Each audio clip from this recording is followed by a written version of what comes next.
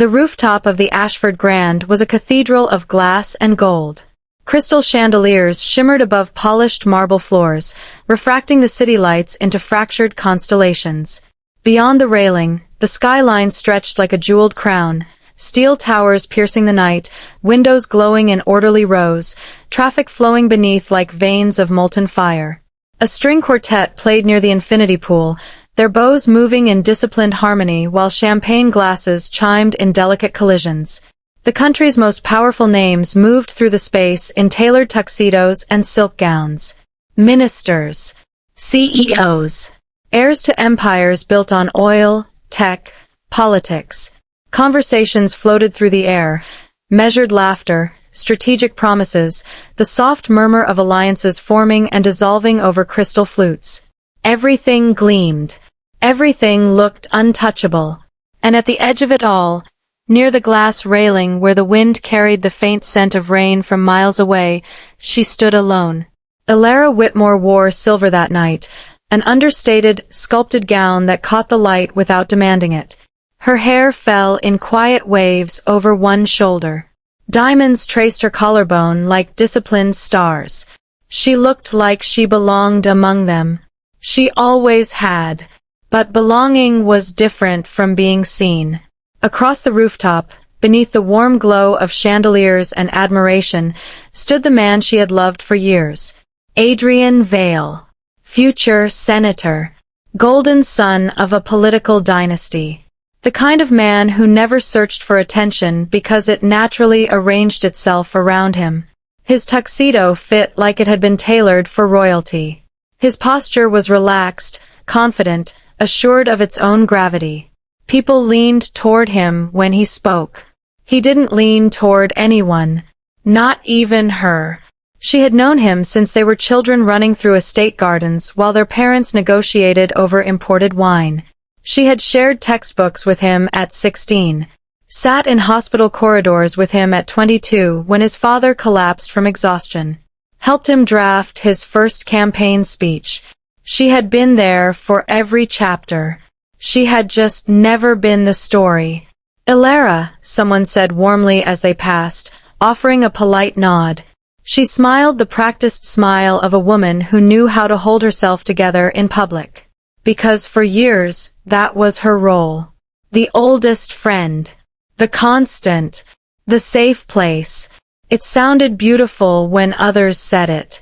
It felt like a cage. She watched him now as he tilted his head back in laughter, deep, genuine laughter, at something a woman in crimson whispered near his shoulder. The woman's hand rested lightly against his arm, familiarity already blooming in the space between them. Elara's fingers tightened around the stem of her champagne glass. She told herself not to react. Not here. Not tonight. Not after all this time. But the body has a language of its own. Her chest tightened, a subtle ache spreading like ink dropped into water. Her stomach twisted, not violently, just enough to remind her that some wounds never truly close. She inhaled slowly, steadying herself, but the air felt thinner at this height. He had dated before. Models. Policy advisors. The daughter of a media mogul. She had stood at the edges for all of them, smiling, supporting, disappearing, because she was his oldest friend. She remembered being 17, sitting beside him on the hood of his car after graduation. Fireworks bursting in the distance. He had leaned back on his elbows and said, "You'll always be in my life, Elle." Her heart had leapt at the promise. She hadn't understood the limitation inside it. Always in his life. Never at his side. The string quartet shifted into a slower melody. The wind brushed her bare shoulders. She watched as the woman in crimson leaned closer, whispering something that made Adrian bend toward her. Their proximity narrowed. Intimate. Effortless. As if she had never existed in that orbit. A laugh escaped him again. Low, warm, unguarded. Elara swallowed. For years, she had told herself that timing was everything. That one day he would turn, really turn, and see her not as history but as possibility. She had endured introductions as practically family. She had endured watching him walk other women to waiting cars. She had endured the quiet humiliation of being indispensable but not desired. Tonight, something inside her shifted. It wasn't dramatic. It wasn't loud. It was a quiet fracture. The realization that loving him had become a habit she no longer wanted to keep. She lowered her glass, setting it carefully on a passing tray. The music swelled, and applause erupted somewhere near the center of the rooftop as a senator began a congratulatory speech. Adrian placed a hand over the crimson woman's lower back, guiding her gently toward the crowd. Possessive. Casual. Unthinking. Ilara exhaled. That was when she heard a voice beside her. You look like you're thinking about escaping. She turned. The man standing there was unfamiliar. Tall, composed, dressed in charcoal with a tie the color of midnight. His gaze was direct but not invasive. Curious without presumption. I was just enjoying the view, she replied softly. He glanced at the skyline. It's impressive. But I meant you. It had been a long time since someone had looked at her like that, without context, without history, without comparison. Just her. He extended his hand. Daniel Hart. She hesitated only a second before placing her fingers in his. Ilara. His smile was slow and genuine. Not strategic. Not practiced. Across the rooftop, Adrian's laughter faded as his gaze drifted, restless, scanning the crowd. And then he saw her. Not alone. Daniel leaned slightly closer, saying something that made her laugh. A real laugh this time. Light. Unforced. It surprised even her. Adrian's expression shifted. Barely. But enough. Ilara felt it, the weight of his stare crossing the distance between them. For the first time in years, she didn't immediately look back. Instead, she held Daniel's gaze, listening to whatever he was saying about art exhibits and travel and cities she had only visited in photographs. The skyline shimmered behind them. The music swelled again. And somewhere between the chandeliers and the night wind, Adrian realized something was different. She wasn't watching him anymore. She didn't turn. She didn't wait. And the silence between them felt louder than the orchestra. Cut. Ilara used to believe shadows were comforting. When they were children, the Vale Estate gardens were too large for her small legs to conquer without getting lost. Adrian had always walked a step ahead of her on the stone paths, confident and quick, sunlight catching in his dark hair. She would trail behind, careful not to trip over the uneven edges, watching the way adults greeted him differently. Even at 10 years old, people greeted him with expectation. They greeted her with warmth. It was the first distinction she ever noticed. Their families had formed what the newspapers later called a strategic alliance, but as children, it had simply meant shared holidays, shared tutors, shared futures mapped out by other people. She remembered sitting beside him during piano lessons, her fingers clumsy over ivory keys while he grew impatient with repetition. "You're thinking too much," he had told her once, nudging her shoulder. "Just feel it." She had looked at him then, at the ease with which he moved through the world, and wondered what it would be like to be so certain. Back then, loving him felt like loyalty. It felt natural. It felt harmless. In high school, when gossip circled him like restless birds, she became the quiet defender. If someone accused him of arrogance, she softened it into confidence. If teachers called him distracted, she reminded them he was overwhelmed by expectations. When he lost his temper during debate competitions, she was the one who stood beside him afterward, handing him bottled water and absorbing the sharpness of his frustration. He never asked her to. She simply did. Because that was what you did for someone who was meant to change the world. At 17, after their graduation ceremony, he had pulled her aside while photographers shouted his name. "You're the only person who doesn't want something from me," he'd said.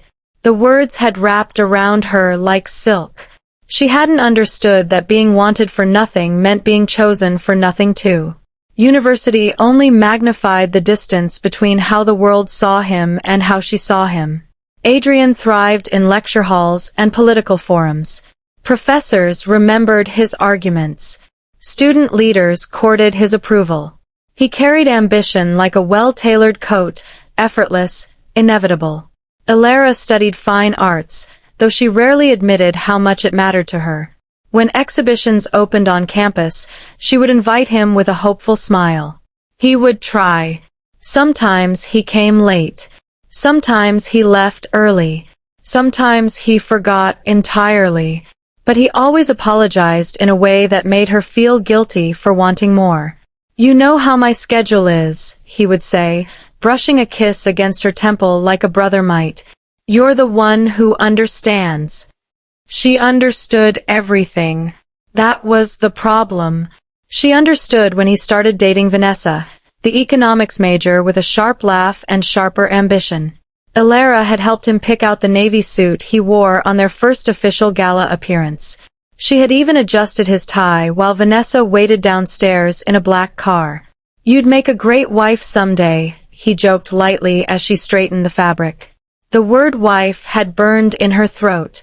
"Someday," she echoed, swallowing it. Vanessa didn't last. Neither did the journalist after her, nor the senator's daughter with the immaculate smile. They all entered his orbit brightly. They all left when they realized his world required constant motion. Ilara remained. The shadow does not complain about the sun. It simply adjusts its shape. There were moments, small humiliations that never made headlines. Like the evening he introduced her to a donor as, basically my sister. The donor's wife had smiled indulgently at her then, dismissing her as background. Or the time she waited outside a hotel ballroom while he finished a private meeting with a woman whose lipstick later marked his collar. He had laughed it off when she noticed. "You're not jealous, are you?" he teased.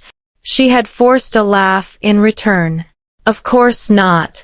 Shadows do not demand light."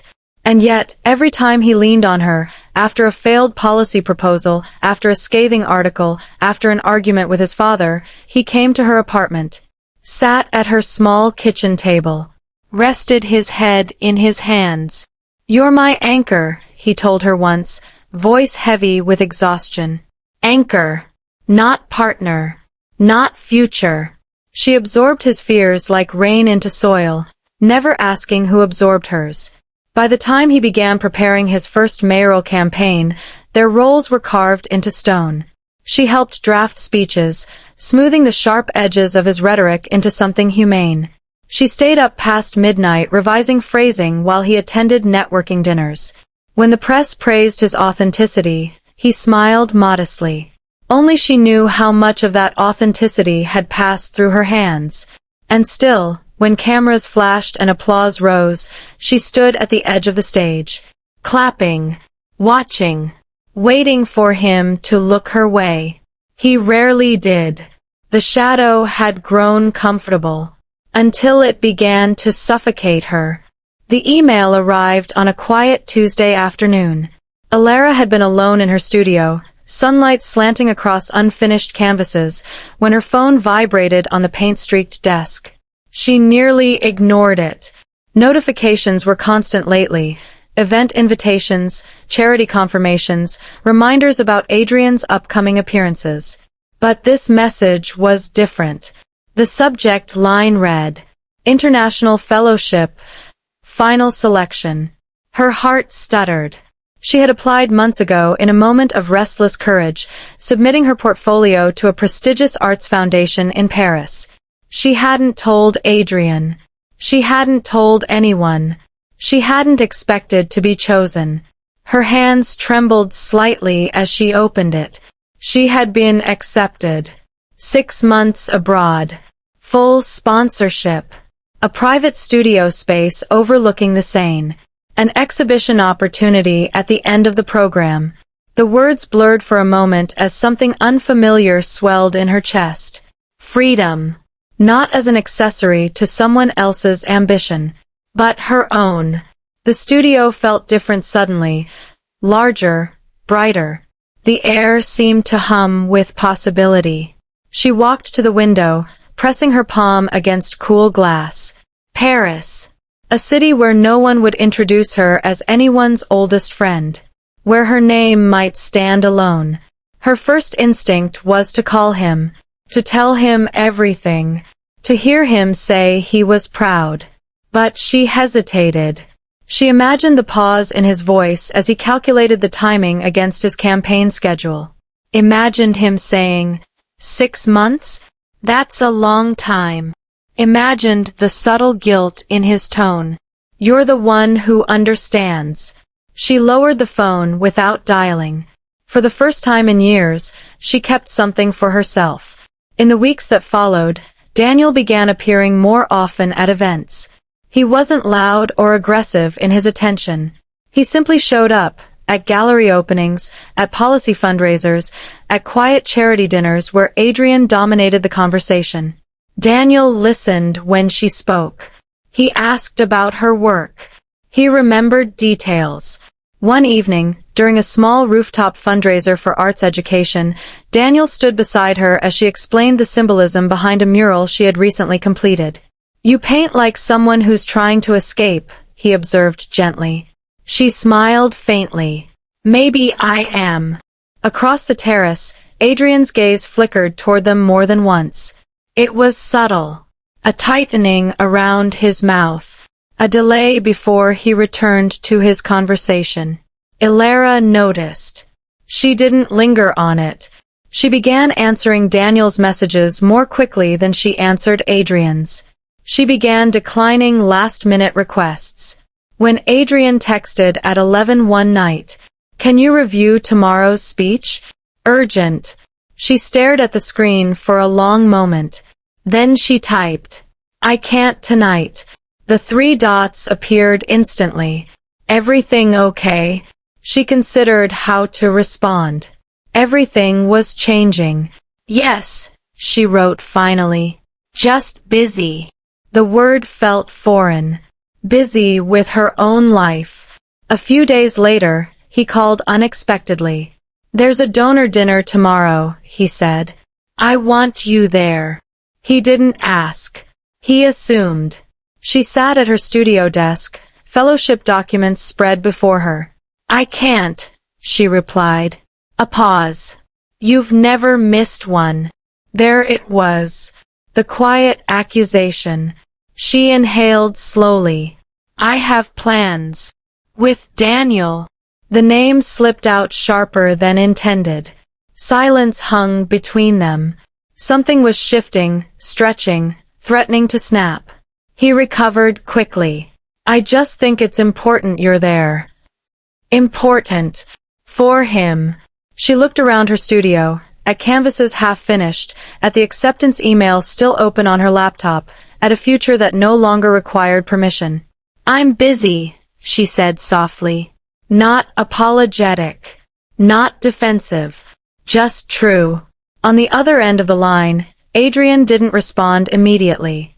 She could almost picture him, standing in his penthouse office, phone pressed to his ear, brows drawn slightly together as if encountering a problem he didn't yet know how to solve. Ilara ended the call gently. Moments later, her phone lit up again. A message from him. "We need to talk."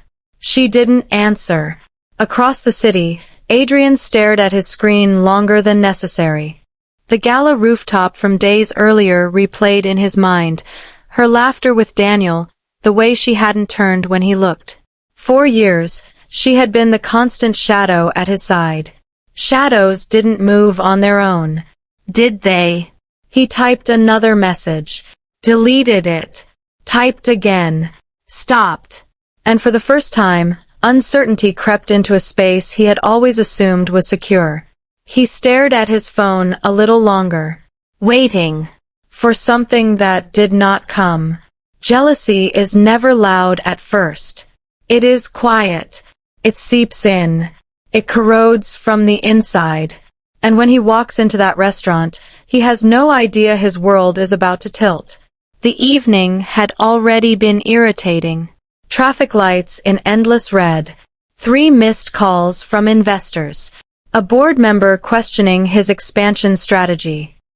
He decides to clear his head with dinner. No reservations. No entourage. Just somewhere quiet.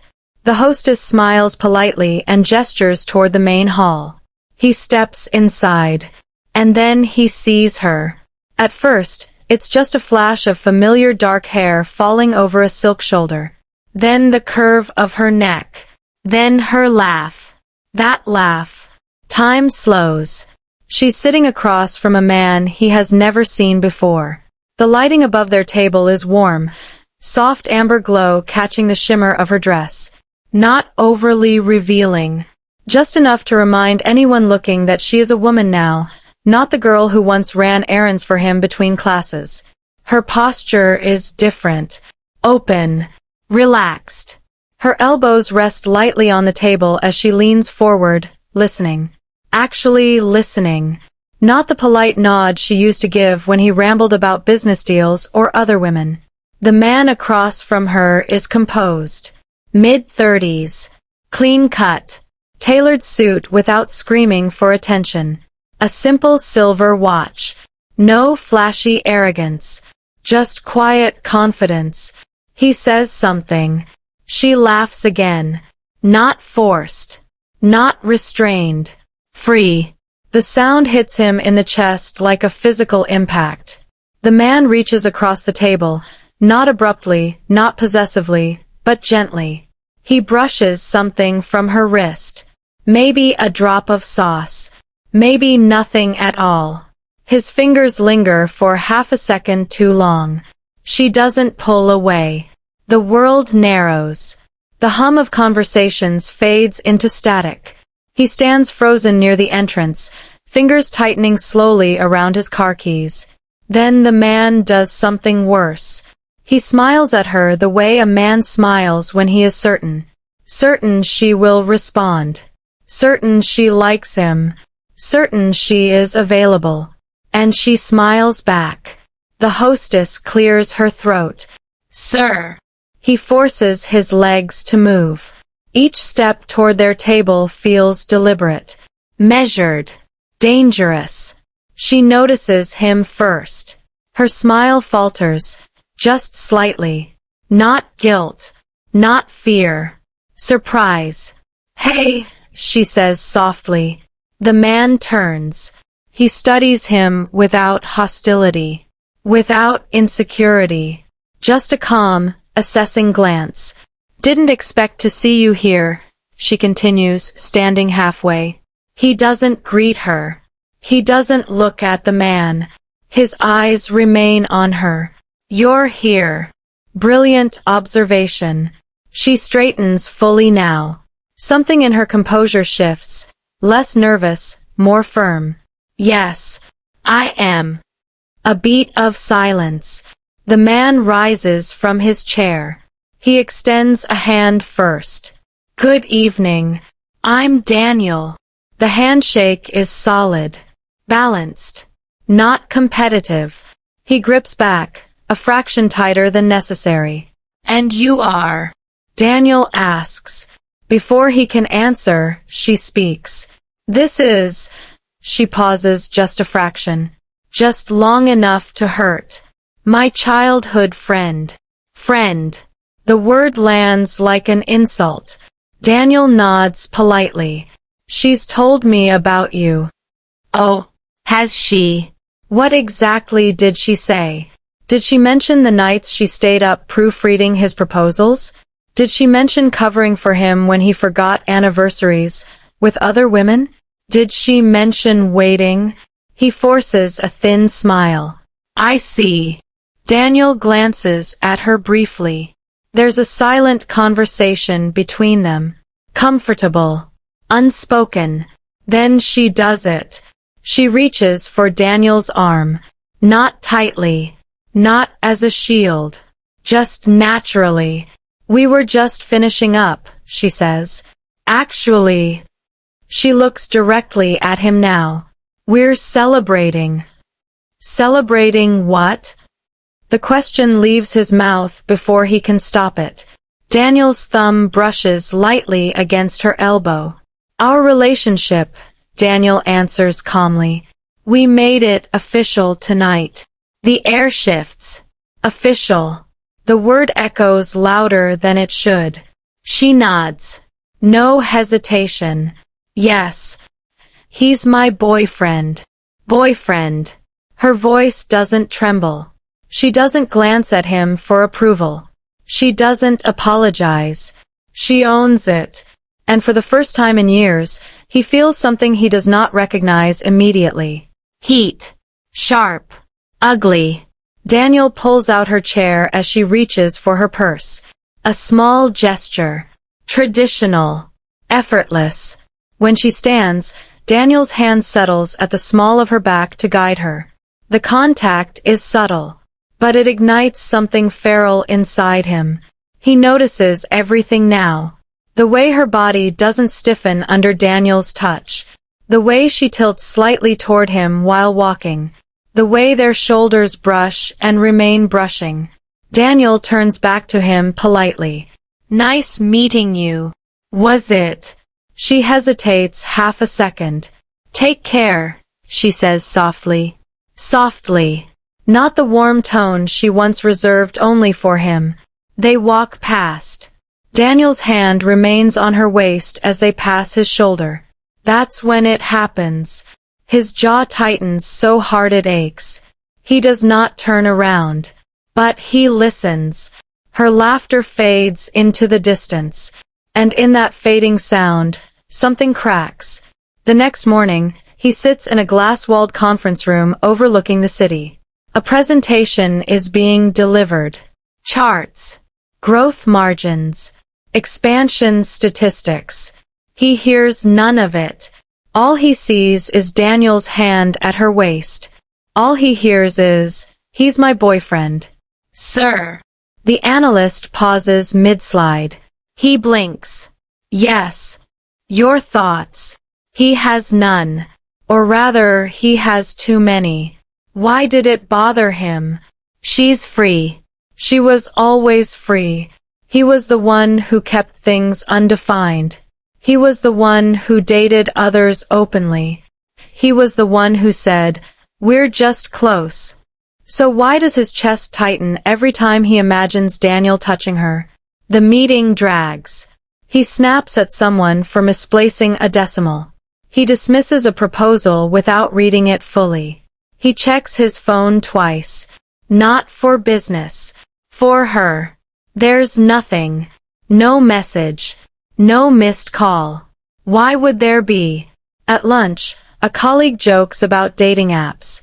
Modern women move on fast. Someone laughs. His fork freezes mid-air. Move on. Is that what this is? Did she move on? Or was she simply never his? That thought irritates him more than anything else. He stands abruptly, leaving half his meal untouched. Back in his office, he stares at the city skyline. Protective instincts begin disguising themselves as logic. Is Daniel good enough? What does he do? Is he stable? Reliable?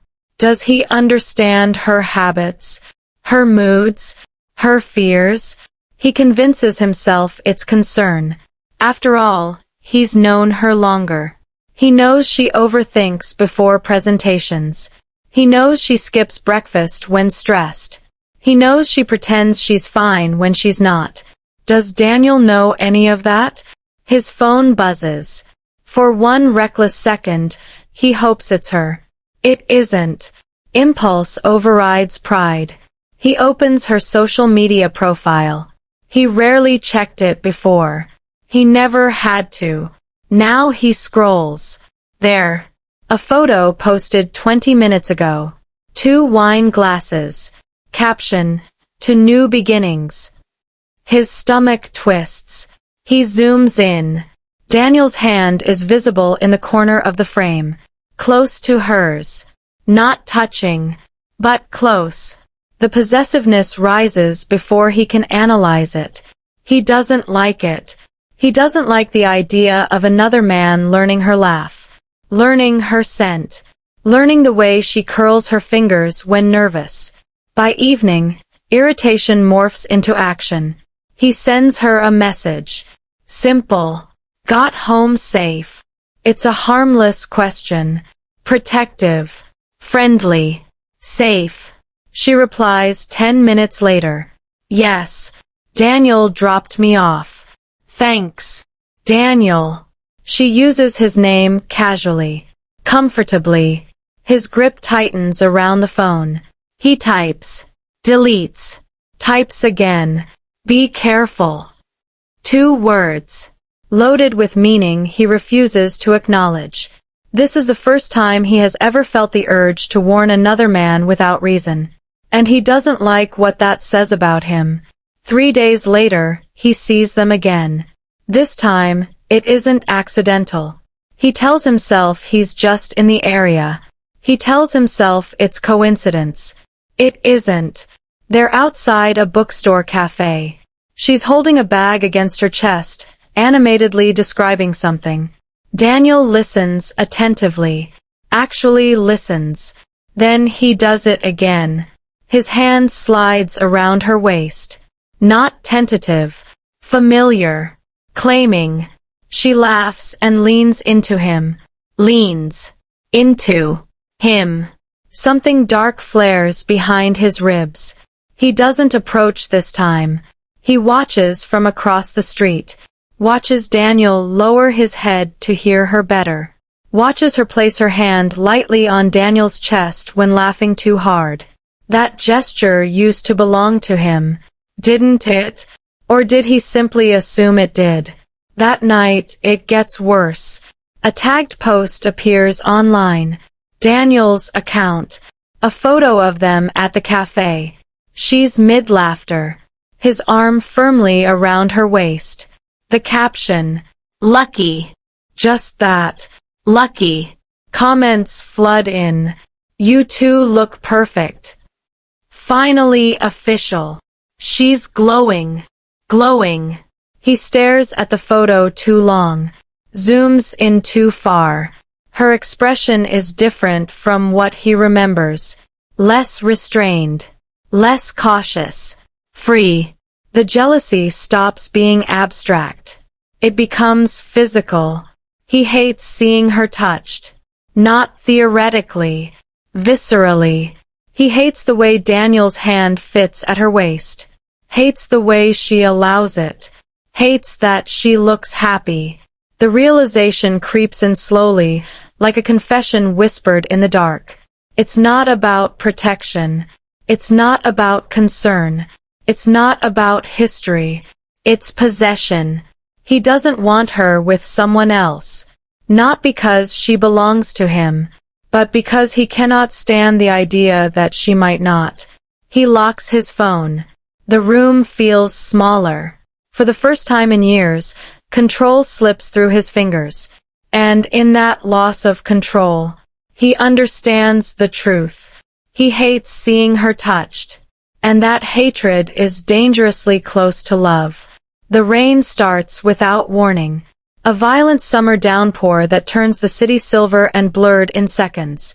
He doesn't plan to be there. He tells himself he's just leaving the office late. Just taking a different route home. Just driving. But when he sees her standing outside the bookstore cafe, the same one from the photo, without an umbrella, staring up at the sky as rain soaks her hair, he stops the car. She looks smaller in the storm. Not fragile. Just alone. Daniel isn't there. That realization hits before he can stop it. He steps out of the car. Rain drenches him instantly. Cold. Sharp. Sobering. She hears his footsteps splashing through puddles and turns. For a second, neither of them speaks. Water runs down her face, clings to her lashes. Her dress darkens, fabric pressed against her skin. She doesn't move to shield herself. "What are you doing here?" she asks. Her voice isn't soft this time. It's raining, he replies uselessly. A humorless laugh escapes her. I can see that. Lightning cracks somewhere distant. He steps closer. You'll get sick.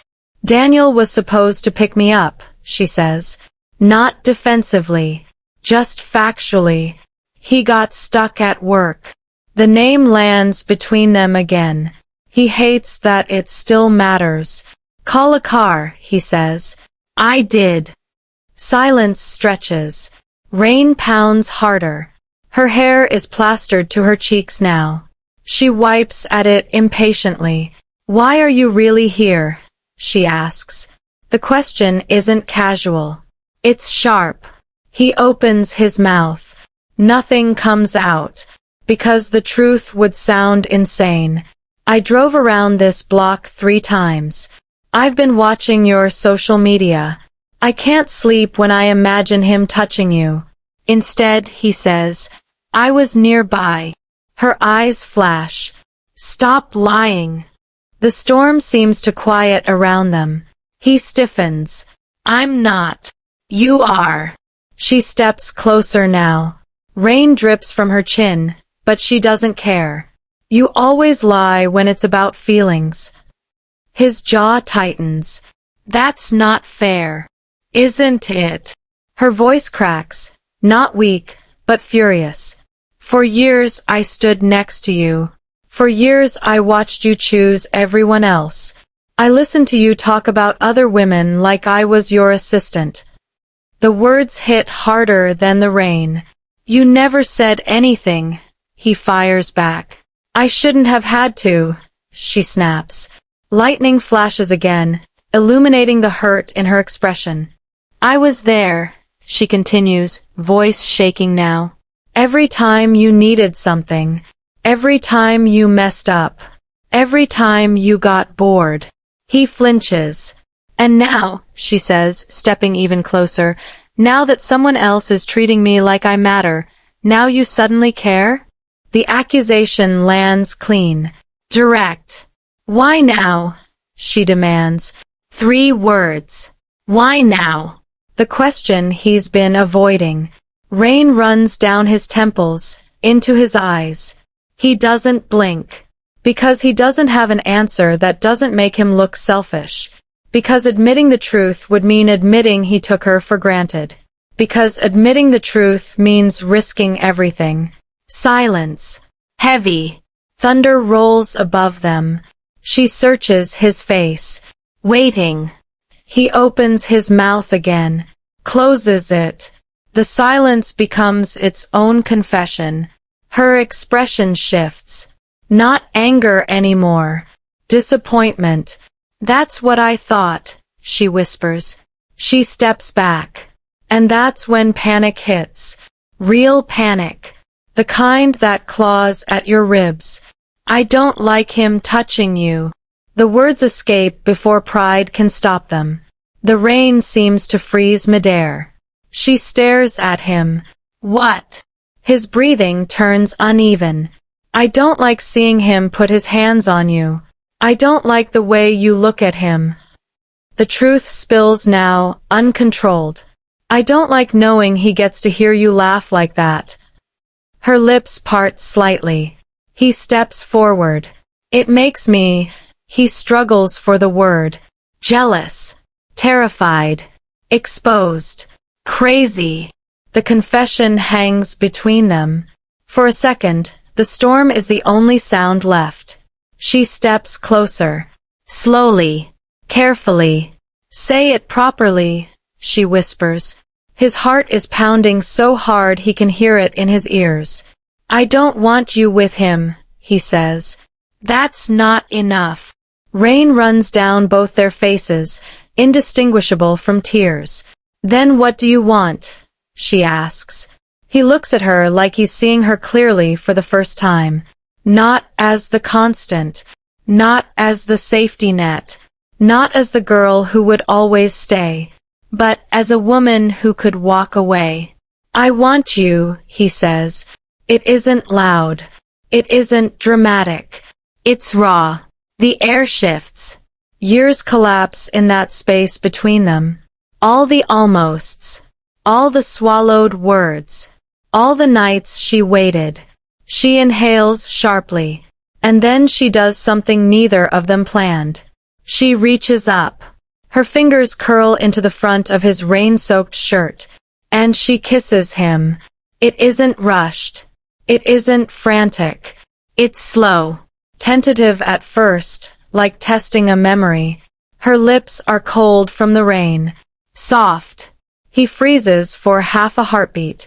Then his hand moves, instinctively, to her waist.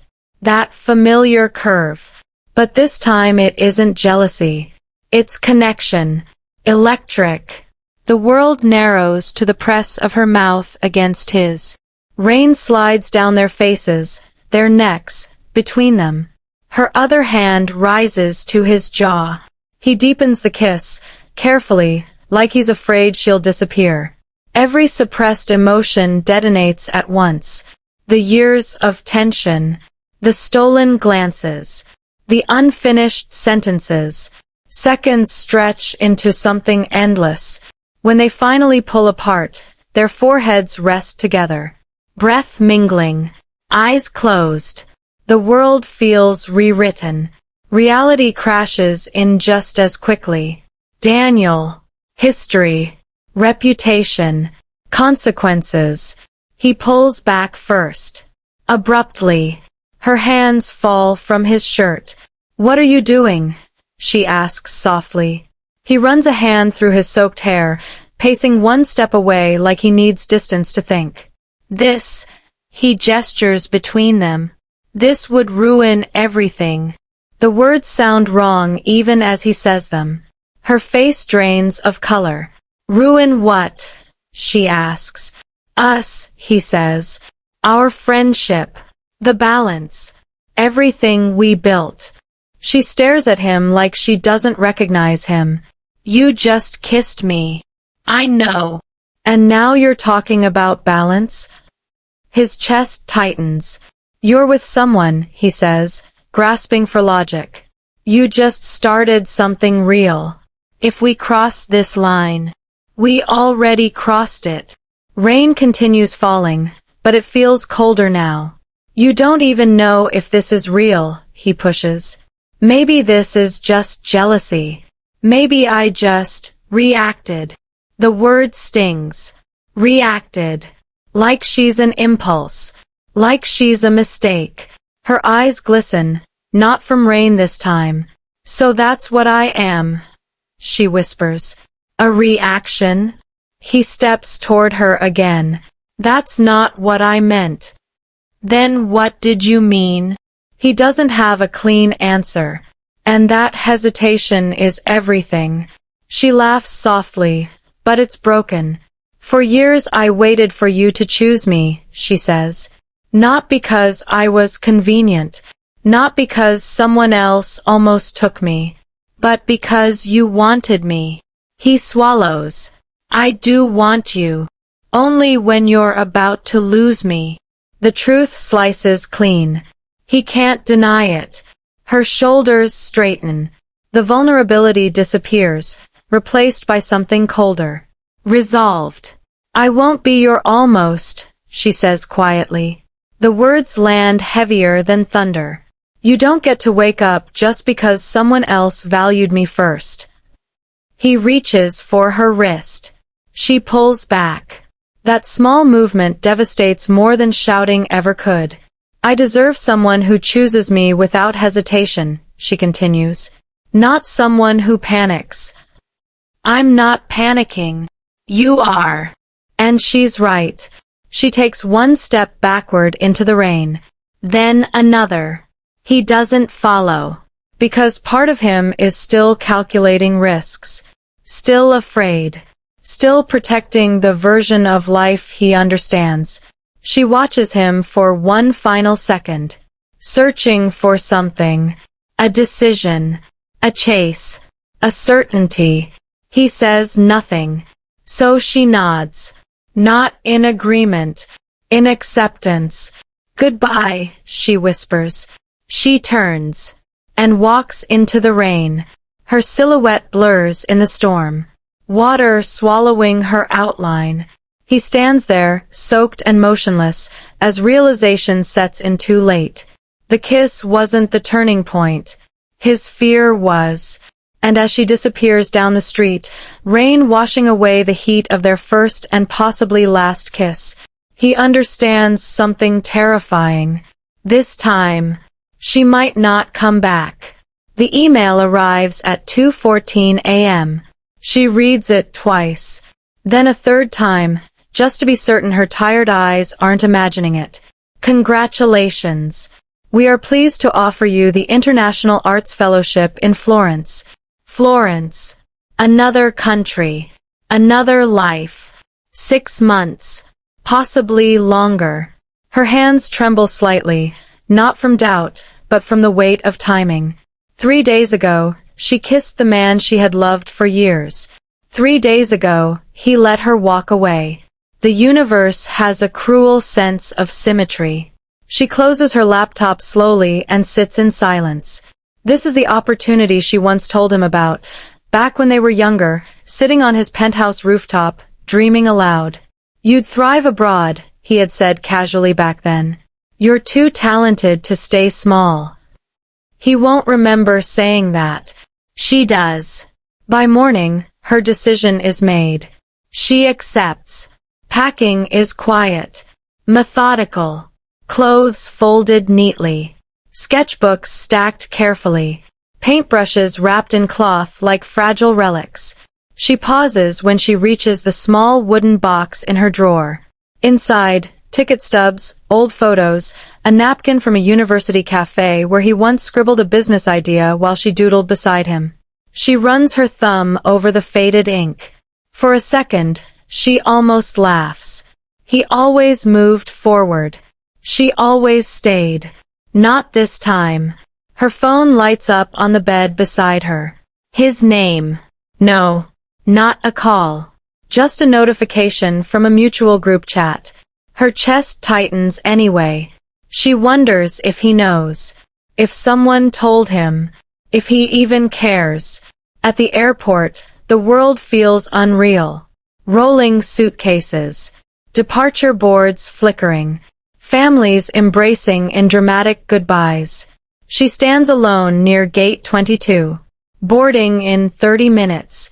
Her phone is in her hand. Screen unlocked. His contact open. She types. I'm leaving.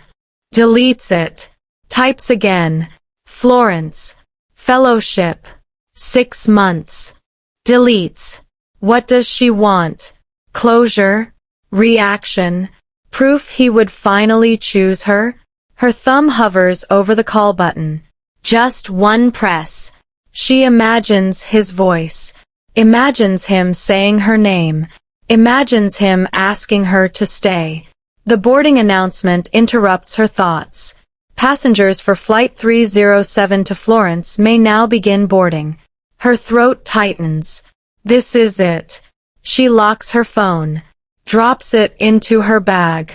If he wanted to stop her, he would have already chosen her. She walks toward the gate without looking back. Across the city, in a glass tower office, his phone lights up with an email forwarded by a mutual friend. Did you know she got into the Florence Fellowship? Huge deal. He stares at the message. Florence. He checks the time. Flight schedules run automatically through his head. If she leaves today. He picks up his phone. Scrolls to her name. His thumb hovers. Call her. Tell her not to go. Tell her you were wrong. Tell her you're ready. The screen reflects his hesitation back at him. What if she doesn't answer? What if she does? He lowers the phone slowly. She deserves certainty. And he is still afraid he doesn't know how to give it. The plane lifts off an hour later. He watches the sky from his office window. Says nothing. Does nothing. And that silence costs him everything. The penthouse is too quiet. It was always quiet, but before it felt controlled. Intentional. Powerful. Now it feels empty. Her absence has weight. He walks past the kitchen island where she once sat cross-legged, eating takeout while reviewing his presentation slides. He stands near the bookshelf where she reorganized his business manuals by color, because chaos kills creativity. He doesn't touch anything. Work thrives. Investments double. A merger finalizes successfully. His name appears in financial magazines. Colleagues congratulate him over champagne. He smiles at the right moments, but the success feels distant, muted. He returns home one night after signing the biggest deal of his career. No one is waiting to hear how it went. No one is teasing him for overworking. He loosens his tie and glances toward the rooftop access door. He used to go up there when stressed. She would follow. She always followed. Now he avoids it. Because the last time they stood on that rooftop, she told him she deserved someone who chose her without hesitation. And he hesitated. Weeks pass. He tells himself she's busy adjusting. He tells himself 6 months will pass quickly. Then he makes the mistake of opening social media late one night. There she is. Florence in golden light behind her. An art studio filled with canvases. Her hair shorter now, brushing her shoulders differently. She's standing beside a large abstract piece, paint on her fingers, laughing at something outside the frame. Glowing. The comments flood in again. Your best work yet. You look alive. Proud of you. A gallery announces her participation in a local exhibition. He scrolls further. Photos from the opening night. She's wearing a deep emerald dress. Confidence radiates from her posture. People lean in when she speaks. A man stands beside her in one photo, older, probably another artist, hand resting lightly at her back as they pose for the camera. The contact hits like a punch, not because it's romantic, but because she doesn't look like she's waiting anymore. She looks whole. Without him, power shifts quietly. He used to believe she revolved around his orbit. Now he realizes he was the sun in his own mind. But in her world, she learned to shine independently. He locks his phone and leans back on the couch. The penthouse feels cavernous. Every achievement echoes hollow against its walls. He walks to the rooftop one night despite himself. The city stretches beneath him, glittering. This is where she once confessed she was scared of heights but loved the view.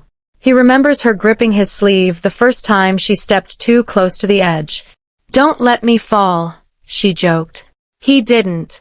But he let her walk away. Wind brushes against his face.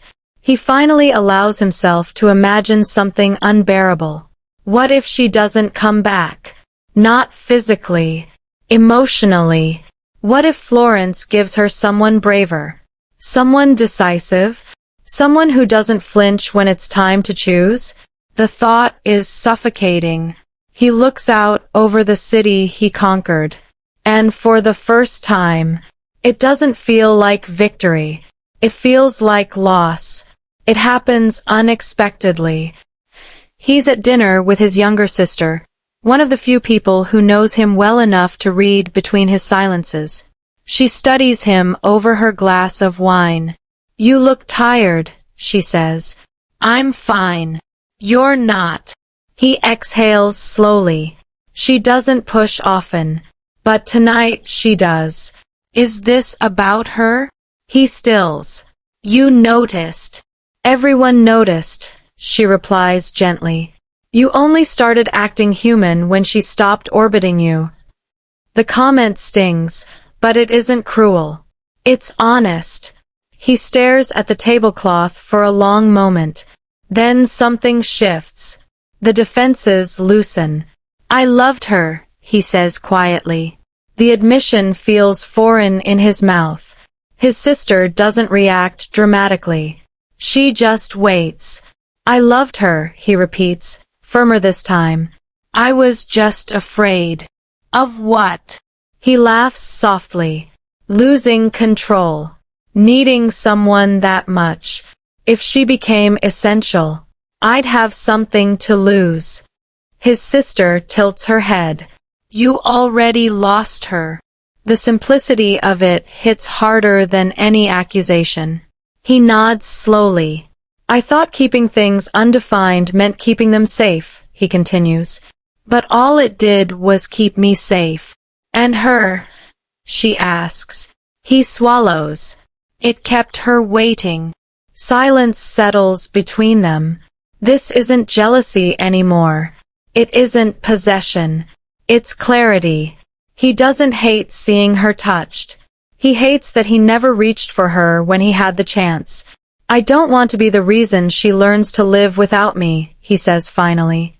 His sister smiles faintly. Then don't be. He looks up. Fear is still there, but it no longer controls him. What if she's moved on, he asks. Then at least you'll know you chose her loudly. Chose her loudly. Not in rain. Not in panic. Not in jealousy. But in certainty. That night, he goes home and opens his laptop. Flight search page. Destination. Florence. His cursor hovers for only a second this time. No hesitation. No calculation. Just decision. He selects the earliest departure. Enters his details. Confirms payment. The booking confirmation email arrives instantly. He stares at it. Heartbeat steady. For the first time since she left. He feels aligned. Not with pride. Not with fear. With truth. He stands and walks to the window. The city lights no longer look like trophies. They look like something he's finally ready to leave behind, if it means not losing her. Phone in hand, he opens her profile again. Doesn't scroll. Doesn't zoom. Just looks. I'm choosing you, he murmurs to the empty room. And this time, he means it. The plane descends over Paris. Fog clings to the Seine. The city sparkles in early evening light. Street lamps glow like constellations reflected in water. He steps onto the tarmac, suitcase in hand. Tailored suit now slightly rumpled from travel. Shoes damp from rain in the connecting airport. He feels exposed. It's not just the city. It's her world. Artists and creatives move around him with ease. Smudges of paint on hands. Sketchbooks tucked under arms.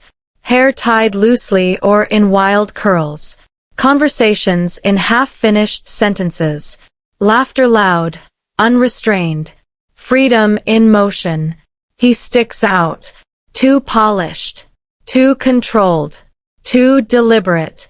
At the taxi stand, he watches couples and groups pass. Each step, each gesture is a reminder. He isn't part of this flow. Yet he has come anyway. Humility, symbolic, anchors him. He doesn't need to impress. He needs only to be seen, to be heard, to be present. The taxi slows near a narrow cobbled street. Gallery lights spill onto the whetstone. Music hums softly inside. He breathes in. This is where she thrives, where she belongs. And now, he's stepping into her world, on her terms. The gallery is buzzing. Paintings line the walls. Her name is on the plaque outside, Solo Exhibition, Lucia Moreau. He pauses at the entrance, trying to locate her amidst the crowd. She is there, effortlessly luminous, discussing a large canvas with a young critic. Her laughter rings through the room, clear and unrestrained. He waits. Watches. The moment stretches. Finally, he steps forward. Respectful, not aggressive. No grand announcement. No interrupting others. Just him and the intention to be present. He reaches her side. She notices immediately, her smile faltering, not out of fear, but surprise. George, she whispers, eyes narrowing. May I? He asks softly, gesturing to the small space between them. She hesitates. A brief nod. He takes a deep breath, steadying himself. No arrogance. No dominance. Vulnerability, pure and unfiltered, courses through every word. I came here, he begins, voice quiet yet unwavering. Not because I wanted to impress you. Not because I'm chasing what I lost. I came because I finally understand. She watches him, cautious. I was afraid, he admits. Afraid to tell you what I felt. Afraid to be honest. Afraid that loving someone so completely would change everything I thought I knew about myself.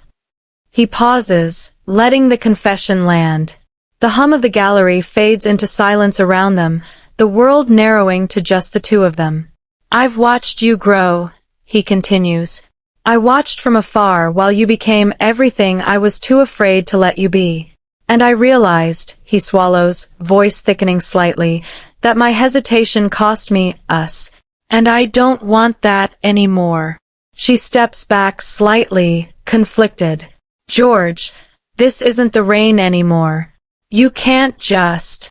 I know, he interrupts gently. I'm not here to claim you.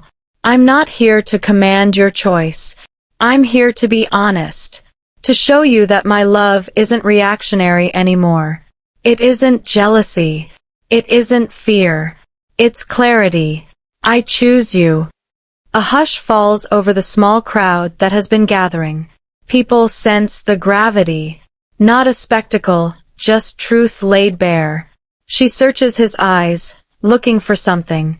Assurance, sincerity, perhaps both. I was wrong to let you walk away, he continues. Wrong to wait for you to be taken before I admitted what was always true. But I am here now. And I am ready to stand with you, without conditions, without excuses, without hesitation.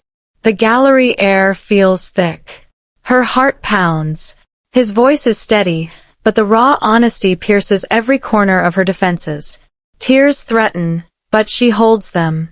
He reaches out, gently, not to claim, but to connect. Lucia, I'm not asking for a decision right this second. I'm asking you to see me, truly see me, for who I am now. Not the man who hesitated, but the one who finally understands. She swallows, her pulse rushing. Every instinct screams caution, yet every memory of longing, every echo of laughter and stolen glances, converges here. The room seems to vanish. The paintings blur. Only him. Only this moment. Only honesty laid bare. Her voice is quiet, sharp, vulnerable all at once. You only want me because someone else did, she says. He meets her gaze calmly, unshaken. No, he replies. I want you because I love you. Because I've realized I was wrong to wait. Because I choose you, today, tomorrow, always. Not because anyone else existed. But because you do. A pause stretches between them. Heavy, breathless, expectant. Her eyes glimmer with tears she refuses to shed yet. She studies him, searching for desperation. There is none. Only certainty. Only devotion. Only the willingness to be brave for her. Slowly, almost imperceptibly, she leans in. He doesn't hesitate. Their lips meet. Slow. Electric. Gentle yet unwavering. No storm this time. No fear. No hesitation. Just choice. She melts into it. He holds her without claiming, without fear, without arrogance. The kiss lingers. Time bends. The years of waiting, the rain, the pain, the jealousy, all collapse into this single perfect exhale of release. She pulls back slightly, forehead resting against his. I'm yours, she whispers. Not taken. Not won. Chosen. And in that moment, George knows, this is redemption. This is love finally unafraid. The flight back feels lighter. Not just luggage, but hearts unburdened. They walk through the airport together, quiet, comfortable, synchronized without effort. No more chasing. No more hesitation. Just partnership. Outside, the city greets them with familiar noise and familiar streets. For the first time in years, he introduces her publicly, not as a friend, not as someone close, but as his partner. Colleagues glance up at them. Friends smile knowingly. Even strangers sense the balance between them. Her hand rests lightly in his. Not clutched. Not tentative. A simple, natural hold. He mirrors her pace. Not ahead, not protective in a domineering way. They are equal. Mutual respect and affection radiate from their posture. At the cafe where they first met as students, she laughs freely. He joins her, unrestrained. Conversations flow seamlessly, laughter mingling. The world feels different, balanced. They are finally home. Night falls over the city, lights twinkling like scattered stars. Rain has given way to a calm breeze. He and she step onto the same rooftop where years ago, dreams and insecurities first collided. This time, he does not stand ahead of her. He does not reach for her hand first. He stands beside her. Equal. Present. Patient. The skyline stretches before them.